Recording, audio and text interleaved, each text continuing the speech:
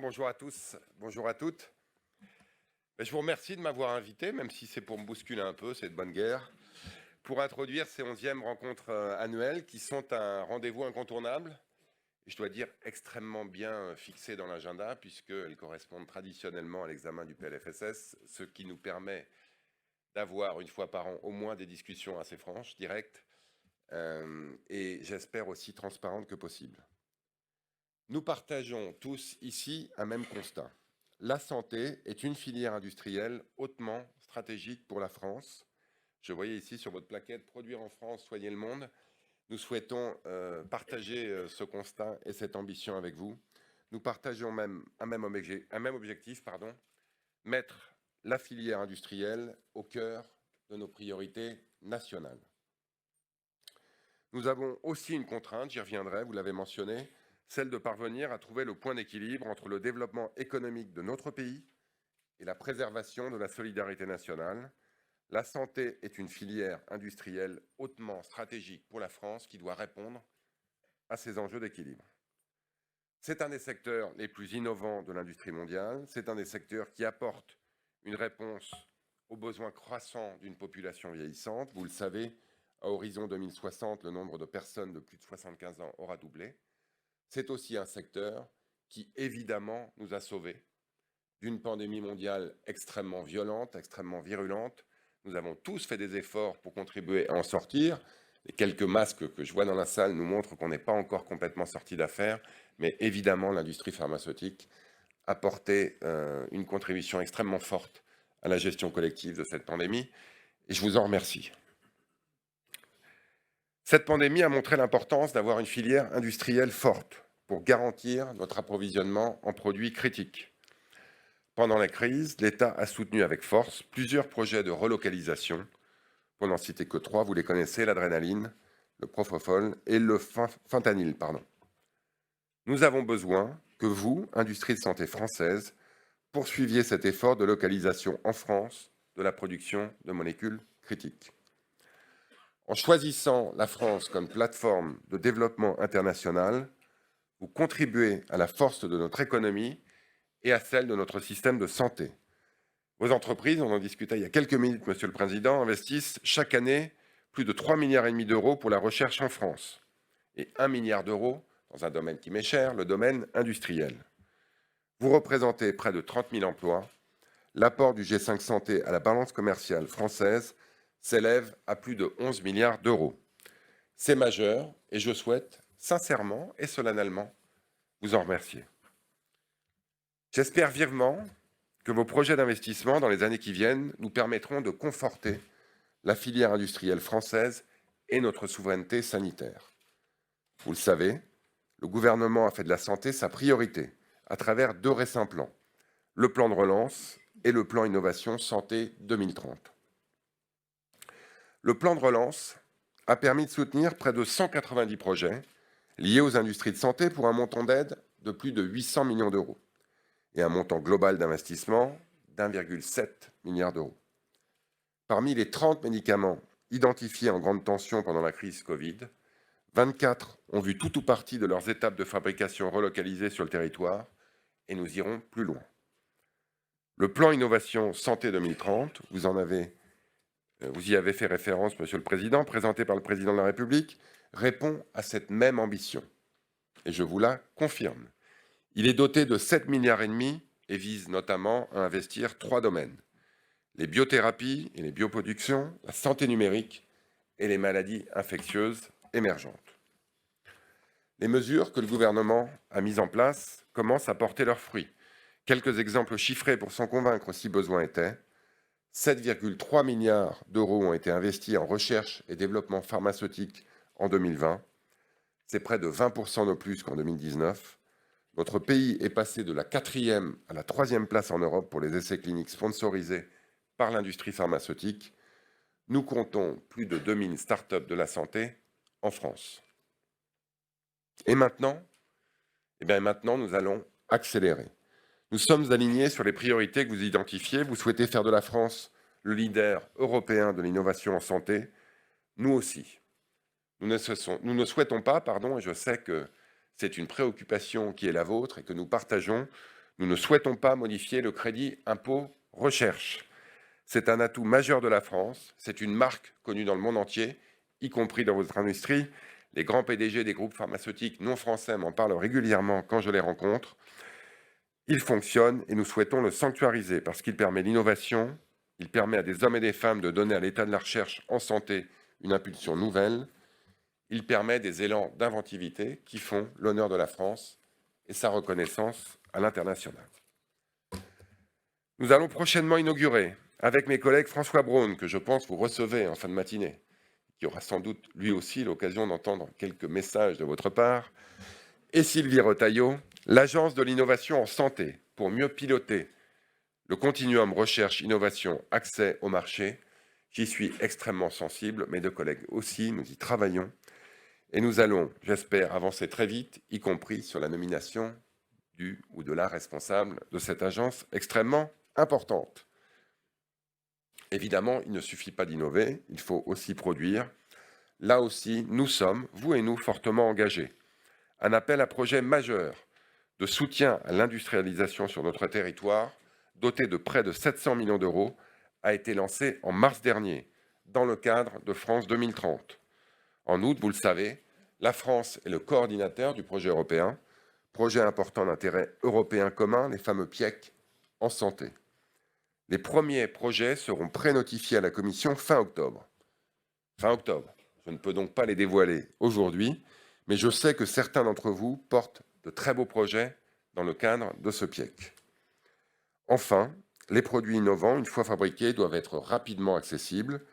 Nous avons adopté l'accès direct sur le modèle allemand pour accélérer l'accès des médicaments au marché. Le décret, je sais qu'il est attendu, devrait paraître d'ici la fin de l'année.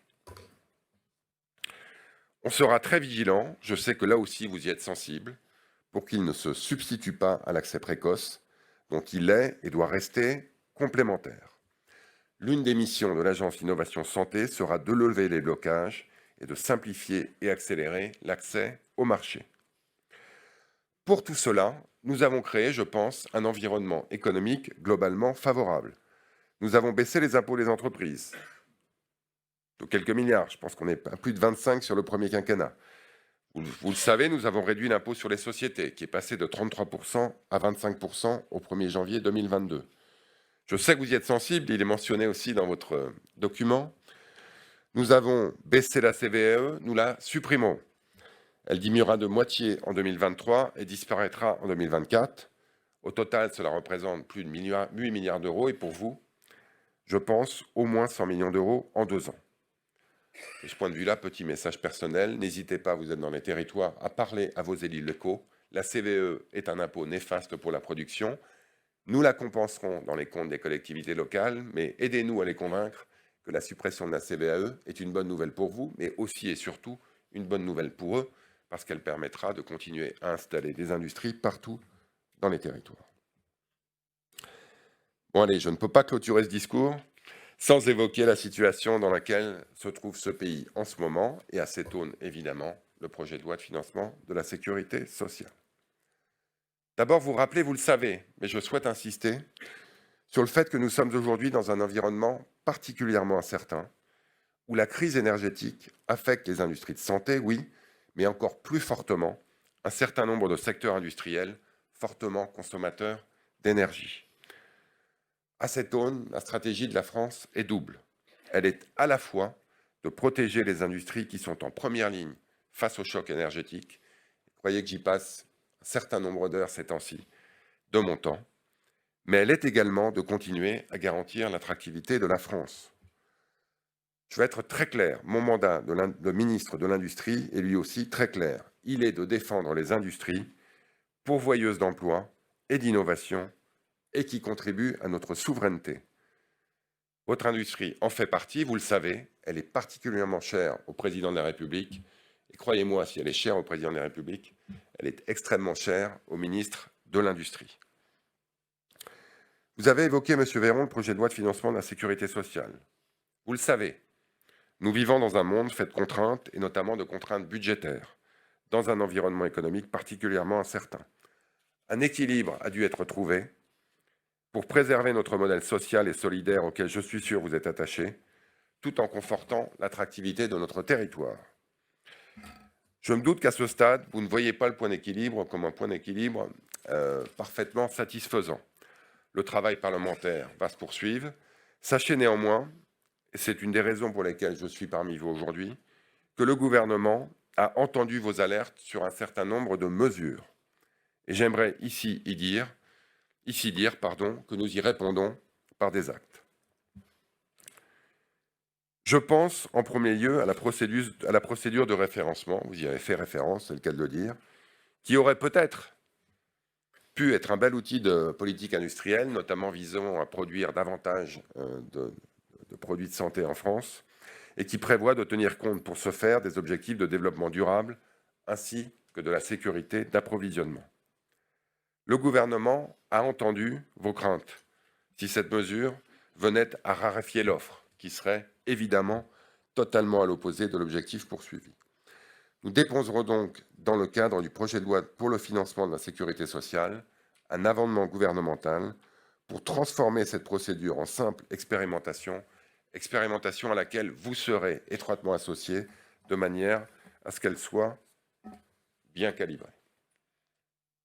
Deuxième point, nous avons également entendu vos arguments sur la mesure qui lie la mise sur le marché de produits innovants à l'approvisionnement en produits matures. Nous déposerons également un amendement gouvernemental de suppression de cette mesure. Il existe en effet déjà un dispositif d'encadrement des pénuries que nous cherchons avec François Braun à améliorer. Nous avons également entendu, troisième point, le souhait des entreprises du médicament de remplacer la clause C prévue initialement par une clause qui reposerait à 30% sur la croissance et à 70% sur les parts de marché. Là aussi, nous déposerons un amendement dans ce sens. Sur le plafond qui est cher à votre cœur, les discussions se poursuivent. Concernant enfin le fameux M que je découvre, M le maudit, le montant de la clause de sauvegarde. Je suis conscient que dans la période actuelle de très forte inflation et de hausse de vos coûts de production, vous regrettiez que le montant de déclenchement de la clause de sauvegarde pour 2023 ne soit pas plus élevé. Je découvre ce processus, on a eu l'occasion d'évoquer, Monsieur le Président, dont je considère qu'il doit être très largement amélioré à l'avenir. Ça ne résout pas, évidemment, toutes les questions que vous vous posez à très court terme, mais je souhaite vous annoncer que la Première ministre souhaite lancer une mission interministérielle sur le sujet afin de tout remettre à plat, de disposer de propositions concrètes en vue du projet de loi sur le financement de la sécurité sociale, de manière à repenser notre modèle d'économie, d'encadrement des prix et au fond, plus largement, de discussion entre les industriels de santé et le gouvernement dans le cadre de l'équilibre qui reste à trouver. Malheureusement, la contrainte sera toujours là entre la préservation de notre modèle social et, je le répète, la volonté claire du gouvernement et du président de la République de développer une industrie de santé. Vous serez évidemment associés à cette mission. Nous souhaitons que des personnalités qualifiées puissent la diriger. Et je le répète, la Première ministre donnera plus de détails très vite sur le contenu de cette mission. Pour conclure, Mesdames, Messieurs, nous sommes à votre écoute pour trouver collectivement des solutions nous permettant de préserver notre modèle social, de garantir l'accès de nos patients aux produits matures essentiels, comme aux produits très innovants, de préserver notre tissu industriel et de renforcer l'attractivité de notre territoire. Je serai toujours, je le répète, du côté de l'industrie, non pas en représentant de vos intérêts particuliers, mais en représentant convaincu que l'intérêt général de la France, c'est d'avoir une industrie pharmaceutique forte et présente dans nos territoires. Un pays qui développe son industrie pharmaceutique choisit de par là même d'être fort de façon permanente et de façon durable. Je vous remercie.